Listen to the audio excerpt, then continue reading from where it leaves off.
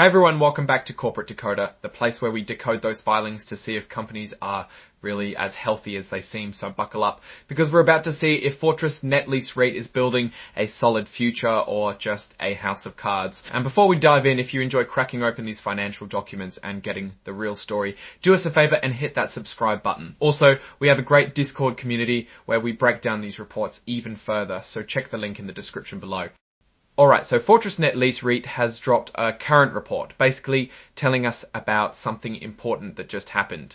And the big news here is about their net asset value, or NAV. Think of NAV as the company's estimated worth if you were to sell off all its assets and pay off all its debts. It's like getting a snapshot of the company's true value at a specific point in time. The report gives us the NAV per share for their different classes of common shares as of July 31st, 2025. This is crucial for investors because it tells them what each share is theoretically worth. It's like looking at the price of a house on paper before you even consider buying it. Let's look at some of those numbers. For Class I shares, the NAV per share is $10.25444. Class FS shares are valued at $10.2474747474 Staffen. Then we have Class FI at a slightly higher $10.311717 per share. Class DS shares are showing a NAV of N1010482222. And finally, Class E shares are at $10.544441 per share. These differences aren't huge for each class, but it's good to see how they're valued. They seem to be trading very close to each other. Now, let's dig a bit deeper into how they arrived at these numbers. This next table breaks down the major pieces that make up their total net asset value. The biggest chunk, as you'd expect for a real estate investment trust, is their investments in real estate, totaling a massive $1.729 billion. That's where the actual properties are. Then there are intangible assets which are worth over $261 million. This could include things like leases, brand value, or other non-physical assets that still have value. On the flip side, they have liabilities, and here we see a revolving credit facility of $537 million. This is basically a line of credit they can draw on, and it's a significant amount of debt. They also have a term loan amounting to around $25.6 million. So they're using borrowed money to fund their operations and investments, which is common but definitely something to keep an eye on. After accounting for all their assets and liabilities, the total net asset value comes out to $1.231 billion. And the report says they have about 118,877 shares and units outstanding in total.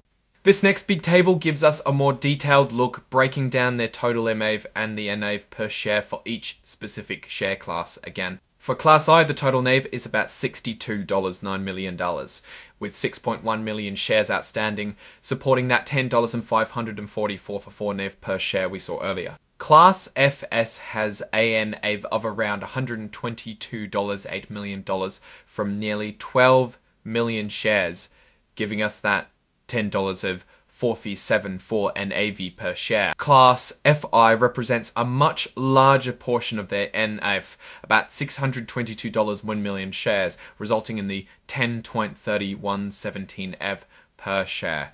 This seems to be their most significant share class by value. Class DS has a NAV of $391 from 37.4 million shares, and that 10.48222 NAV per share. This class is also quite substantial. And Class E, the smallest class in terms of NAV reported here, has about $26.33 million from 2.5 million shares, giving it the highest MEF per share at $10.4411.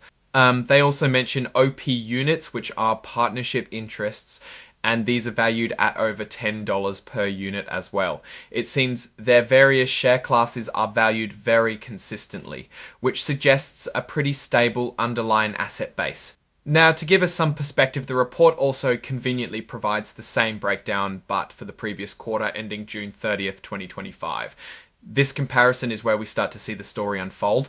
We see that their investments in real estate have actually increased slightly from $1.723 billion in June to $1.729 billion in July. That's a small gain, which is generally good. Debt levels have changed too. Their revolving credit facility usage went down from $622 million in June to $532 million in July. This is a very positive sign. It means they're paying down some of their debt, which reduces their financial risk. This could mean they're generating more cash or perhaps have refinanced some of their debt. Subscriptions received in advance also dropped from $41.7 million to $34.6 million.